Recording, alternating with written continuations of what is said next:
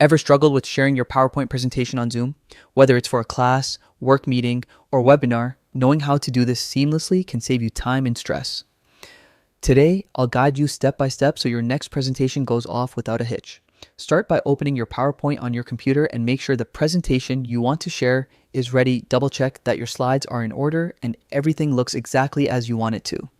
Having it all set beforehand means less last-minute panic and more focus on engaging with your audience.